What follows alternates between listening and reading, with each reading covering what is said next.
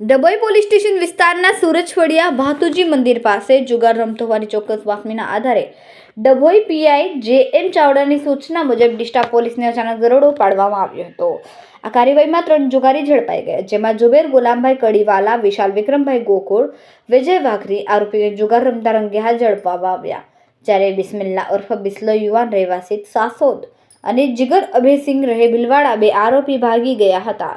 ભાગેડુ સામે કાર્યવાહી હાથ ધરી દાવ ઉપર અને અંગ ઝડપી સાથે કુલ ₹21,850નો મુદ્દામાલ કબજે કરીને જુગારના બીજા બનાવમાં બાતમીના આધારે ભીકનગોઈ પાસે લાઇટના અજવાળામાં કુંડારાવાડી પટ્ટા પાનનો જુગાર રમતા પોલીસની રેડ દરમિયાન 7 વ્યક્તિઓ પકડાયા હતા।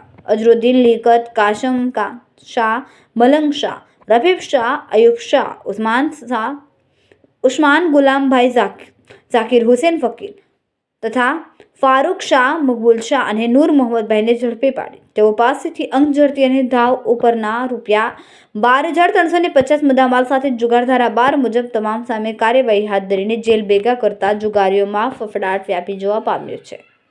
રિપોર્ટર ફઝલ રઝા ખત્રી, ડભોઈ।